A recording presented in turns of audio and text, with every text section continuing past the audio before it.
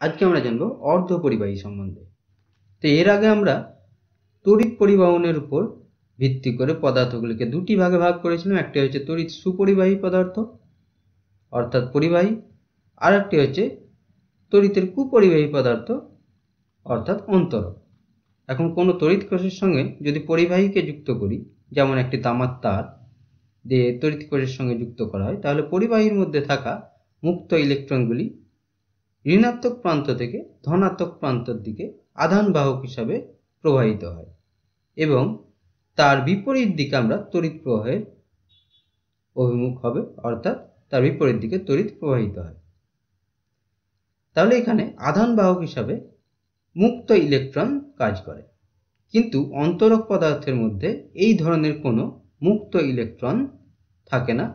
ফলে অন্তরকের মধ্যে দিয়ে, যেমন একটি প্লাস্টিক, তার মধ্যে দিয়ে কোনো রকমের তড়িৎ প্রবাহিত হয় না। তাহলে পরিবাহীর ক্ষেত্রে আমরা দেখতে পেলাম এর মধ্যে দিয়ে খুব সহজেই তড়িৎ প্রবাহিত হতে পারে, কিন্তু অন্তরক পদার্থের মধ্যে দিয়ে তড়িৎ প্রবাহিত হতে পারে না। পরিবাহীর ক্ষেত্রে মুক্ত ইলেকট্রন আধান বাহক হিসাবে কাজ করে, অন্তরক পদার্থের ক্ষেত্রে এই ধরনের মুক্ত ইলেকট্রনের কোনো অস্তিত্ব নেই। রূপা, তামা, লোহা ইত্যাদি হচ্ছে পরিবাহী এবং কাঁচ, হিরে, অভ্র এগুলি হচ্ছে অন্তরক পদার্থ। এখন অর্ধপরিবাহী হচ্ছে যেসব পদার্থগুলির তড়িৎ পরিবহন ক্ষমতা পরিবাহী এবং অন্তরক পদার্থের ঠিক মাঝামাঝি। একটি বিশেষ উষ্ণতায় এই অর্ধপরিবাহীগুলি অন্তরক পদার্থের ন্যায় ব্যবহার করে, আবার উষ্ণতা বৃদ্ধি হলে এই পদার্থগুলি পরিবাহীর ন্যায় ব্যবহার করে, কিন্তু এদের মধ্যে দিয়ে তড়িৎ প্রবাহ মাত্রা কখনোই বেশি হয় না। খুব স্বল্প মানের তড়িৎ প্রবাহ পাওয়া যায়, মিলি অ্যাম্পিয়ার বা মাইক্রো অ্যাম্পিয়ার অর্ডারে। এখানে আধান বাহক হিসাবে মুক্ত ইলেকট্রন এবং হোল কাজ করে। আমরা একটু পরবর্তীতে হোল বা গর্তর কিভাবে উৎপত্তি হয়েছে বা সৃষ্টি হয় সেই সম্বন্ধে জানব।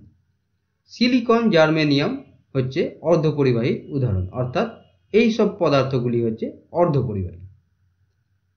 এখন পরিবাহীর সঙ্গে অর্ধপরিবাহীর একটি বিশেষ পার্থক্য হলো যে পরিবাহীগুলির উষ্ণতা বৃদ্ধি করলে রোধ বাড়ে, আর অর্ধপরিবাহীগুলির উষ্ণতা বৃদ্ধি করলে রোধ কমে। এখন যদি আমরা রোধ ও উষ্ণতার লেখচিত্র দেখি, পরিবাহী ক্ষেত্রে লেখচিত্রটি হবে একটি সরলরেখা। উষ্ণতা যত বৃদ্ধি পাবে রোধও তত বৃদ্ধি পায়, কিন্তু অর্ধপরিবাহীর ক্ষেত্রে উষ্ণতা বৃদ্ধি পেলে অর্ধপরিবাহীর মধ্যে থাকা মুক্ত ইলেকট্রনের সংখ্যাও বৃদ্ধি পায়। ফলে আধান বাহকের পরিমাণ বৃদ্ধি পাওয়ার ফলে তড়িৎ প্রবাহ বেশি হয়, অর্থাৎ উষ্ণতা যত বৃদ্ধি পায় রোধের পরিমাণ তত কমতে থাকে।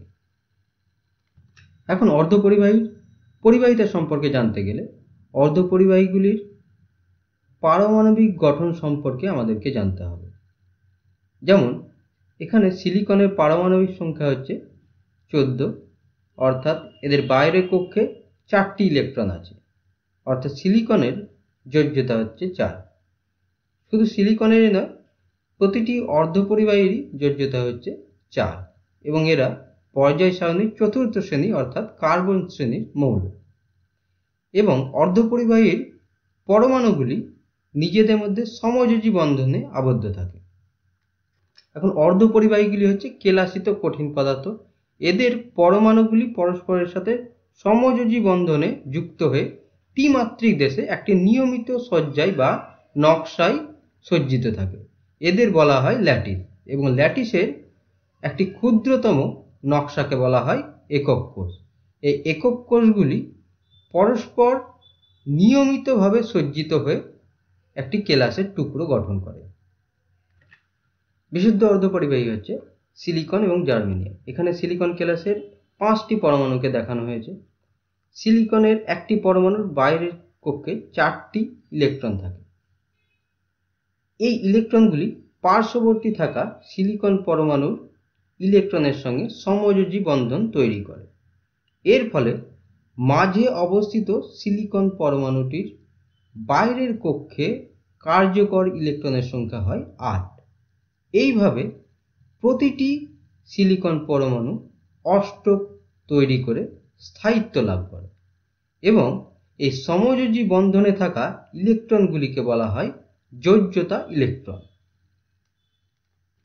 এখন পরম শূন্য উষ্ণতায় অর্থাৎ 0K উষ্ণতায় এই কেলাসগুলির মধ্যে কোনো রকম মুক্ত ইলেকট্রন থাকে না, অর্থাৎ প্রতিটি ইলেকট্রনই সমযোজী বন্ধন দ্বারা আবদ্ধ থাকে। এখন যদি মুক্ত ইলেকট্রন না থাকে তাহলে এখানে আধান বাহক নেই, অর্থাৎ তড়িৎ পরিবহন করতে পারবে না। তাহলে এক্ষেত্রে এই কেলাসটি অন্তরকের মতন ব্যবহার করবে, অর্থাৎ পরম শূন্য উষ্ণতায় বিশুদ্ধ অর্ধপরিবাহী বা অর্ধপরিবাহীগুলি অন্তরক পদার্থের মতো ব্যবহার করে। এখন কেলাসের উষ্ণতা বৃদ্ধি হলে কেলাসটি তাপ শোষণ করে এবং এর ফলে কেলাসের মধ্যে থাকা সমযোজী বন্ধনে আবদ্ধ যোজ্যতা ইলেকট্রনগুলিরও শক্তি বৃদ্ধি পায়। এর ফলে কিছু সংখ্যক ইলেকট্রন যথেষ্ট পরিমাণ গতিশক্তি অর্জন করে সমযোজী বন্ধন ছিন্ন করার জন্য, এবং সমযোজী বন্ধন ছিন্ন করে কিছু সংখ্যক ইলেকট্রন বেরিয়ে আসে। এদেরকেই বলা হয় মুক্ত ইলেকট্রন। এছাড়াও এদেরকে তাপীয় ইলেকট্রন বা পরিবহন ইলেকট্রন বলা হয়ে থাকে। এখন কোনো পদার্থের পরিবাহিতা নির্ভর করে মুক্ত ইলেকট্রনের সংখ্যা ঘনত্বের উপর, অর্থাৎ একক আয়তনে যত পরিমাণ মুক্ত ইলেকট্রন থাকবে তার উপর কোনো পদার্থের পরিবাহিতা নির্ভর করে। যদি বেশি হয় তাহলে সেই পদার্থের পরিবাহিতা বেশি হবে, যদি কম হয় তাহলে সেই পদার্থের পরিবাহিতা কম হবে। অন্তরকের ক্ষেত্রে মুক্ত ইলেকট্রনের সংখ্যা ঘনত্ব খুবই কম, পরিবাহীর ক্ষেত্রে মুক্ত ইলেকট্রন সংখ্যা ঘনত্ব খুব বেশি, এবং অর্ধপরিবাহীর ক্ষেত্রে মুক্ত ইলেকট্রন সংখ্যা ঘনত্ব মাঝামাঝি অবস্থায় থাকে। এবার আমরা হোল বা গর্তের সৃষ্টি কিভাবে হয় সেই সম্বন্ধে জানব। তো যখন সাধারণ উষ্ণতায় কেলাসগুলি থাকে তাদের মধ্যে থাকা যোজ্যতা ইলেকট্রনগুলি কিছু সংখ্যক ইলেকট্রন সমযোজী বন্ধন ছিন্ন করে মুক্ত ইলেকট্রনে পরিণত হয়। এখন এই মুক্ত ইলেকট্রনগুলি যে অবস্থানে ছিল সেখানে একটি শূন্যস্থান সৃষ্টি হয়। এই শূন্যস্থানই হলো হোল বা গর্ত, অর্থাৎ বন্ধনের মধ্যে থাকা ইলেকট্রনটি যে শূন্যস্থান সৃষ্টি করলো বা যে ঘাটতি হলো সেটি হচ্ছে হোল বা গর্ত। তাহলে এখানে এখন আর ইলেকট্রনের কোনো অস্তিত্ব রইল না। এখন যদি আমরা আশেপাশের সাপেক্ষে দেখি তাহলে আশেপাশে যেমন ইলেকট্রন ছিল সেরকমই আছে, কিন্তু এই সিলিকন পরমাণুটির 4টি ইলেকট্রনের জায়গায় এখন 3টি ইলেকট্রন আছে, অর্থাৎ পার্শ্ববর্তী ইলেকট্রনের সাপেক্ষে বা পার্শ্ববর্তী পরমাণুগুলির সাপেক্ষে এখানে একটি কার্যকর ধনাত্মক আধানের সৃষ্টি হয়েছে। যদি আমরা ইলেকট্রনের আধান -e ধরি তাহলে এখানে এই ধনাত্মক আধানের পরিমাণ হবে +e, অর্থাৎ হোলের কার্যকর আধান হচ্ছে +e। অর্থাৎ বিশুদ্ধ অর্ধপরিবাহীর মধ্যে যতটি মুক্ত ইলেকট্রনের সংখ্যা হবে হোলের সংখ্যাও ঠিক ততটাই হবে, অর্থাৎ মুক্ত ইলেকট্রনের সংখ্যা ঘনত্ব n সমান হোলের সংখ্যা ঘনত্ব p। এখন কেলাসটিকে একটি বিভব প্রভেদ প্রয়োগ করা হলে যোজ্যতা ইলেকট্রনগুলির অর্থাৎ বন্ধনে আবদ্ধ ইলেকট্রনগুলির গতিশক্তি বৃদ্ধি পায়। এর ফলে ইলেকট্রনগুলি একটি নির্দিষ্ট দিকে গতিশীল হবার সময়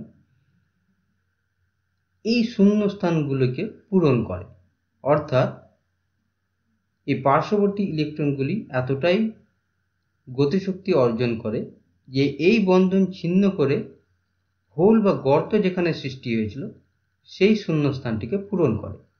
কিন্তু এই শূন্যস্থানটিকে পূরণ করার সময় তার প্রাথমিক অবস্থানে আবার একটি হোল বা গর্তের সৃষ্টি হয়। এর ফলে আবার পার্শ্ববর্তী ইলেকট্রনগুলির গতিশক্তি এতটাই হয় যে সেই ইলেকট্রনগুলিও এই শূন্যস্থানটিকে পূরণ করে, অর্থাৎ এখানে এই সমযোজী বন্ধনটিকে ছিন্ন করে এই ইলেকট্রনটি আবার এই পজিশনকে বা এই শূন্যস্থানটিকে পূরণ করে। কিন্তু এখানেও এই ইলেকট্রনটির প্রাথমিক অবস্থানে আরেকটি হোল বা গর্তের সৃষ্টি হয়, অর্থাৎ ইলেকট্রনগুলির গতি যেদিকে হোলের গতি ঠিক তার বিপরীত দিকে। এখানে ইলেকট্রনগুলি এই দিক থেকে এই দিকে যাচ্ছিল এবং হোলের গতি এই দিক থেকে এই দিকে এসছে। ধরো একটা অর্ধপরিবাহীর এই প্রান্তে ব্যাটারির ধনাত্মক মেরু ও এই প্রান্তে ব্যাটারির বা তড়িৎ কোষের ঋণাত্মক মেরু যুক্ত করা হয়েছে। এখন যদি এই দিকে একটি হোল বা গর্ত থাকে এবং ইলেকট্রনগুলি তাহলে এই দিকে প্রবাহিত হবে, তাহলে এই ইলেকট্রনটি এই গর্ত স্থানটিকে পূরণ করবে এবং নিজের প্রাথমিক অবস্থানে একটি হোল বা গর্তের সৃষ্টি করবে। ঠিক একই রকমভাবে এই ইলেকট্রনটি আবার এই গর্তটিকে পূরণ করবে এবং নিজের প্রাথমিক স্থানে হোল বা গর্তের সৃষ্টি করবে। এইভাবে প্রত্যেকটি ইলেকট্রন গর্তের স্থানগুলিকে পূরণ করবে এবং নিজেদের প্রাথমিক স্থানে হোল বা গর্ত সৃষ্টি করবে। তাহলে আমরা দেখতে পাচ্ছি যে ইলেকট্রন যেদিকে প্রবাহিত হচ্ছে হোলের গতির বা প্রবাহের অভিমুখ তার ঠিক বিপরীত দিকে। এখন অর্ধপরিবাহীর প্রয়োজনীয়তা কি? আমাদের কাছে তো আগে থেকেই পরিবাহী আছে, এর সাহায্যে আমরা খুব ভালো পরিমাণ তড়িৎ প্রবাহ পাচ্ছি। তাহলে আমাদের অর্ধপরিবাহীর কি প্রয়োজনীয়তা আছে? অর্ধপরিবাহী আমরা এই জন্য ব্যবহার করি যে সেখানে আমরা স্বল্প পরিমাণ তড়িৎ প্রবাহ পাই, কিন্তু সেই পরিমাণকে আমরা নিয়ন্ত্রণ করতে পারি। অর্থাৎ আধান বাহক যেটা আছে এবং ইলেকট্রন ও হোলের সংখ্যা সেটাকে আমরা নিয়ন্ত্রণ করতে পারি। এর ফলে অর্ধপরিবাহীর মধ্য দিয়ে বা বর্তনীর মধ্য দিয়ে যে তড়িৎ প্রবাহ হচ্ছে সেটাকে আমরা নিয়ন্ত্রণ করতে পারি কোনো রকম এনার্জি লস ছাড়া। 2 নম্বর হচ্ছে যে অর্ধপরিবাহীর মধ্যে দিয়ে একদিকেই তড়িৎ প্রবাহ হয়। পরিবাহীর মধ্যে দিয়ে আমরা যদি ব্যাটারিটিকে উল্টোভাবে লাগিয়ে দিই তাহলেও ঠিক একই রকমভাবে তড়িৎ প্রবাহ হবে, কিন্তু অর্ধপরিবাহীর মধ্যে দিয়ে একদিকে খুব ভালো পরিমাণ তড়িৎ প্রবাহ হবে, ব্যাটারিটিকে উল্টোভাবে লাগিয়ে দিলে কোনো রকম তড়িৎ প্রবাহ হয় না বা খুবই কম পরিমাণ তড়িৎ প্রবাহ হয়। আমরা এরপরে যখন পড়ব ফরওয়ার্ড বায়াস ও রিভার্স বায়াস তখন এটি ভালোভাবে জানতে পারব।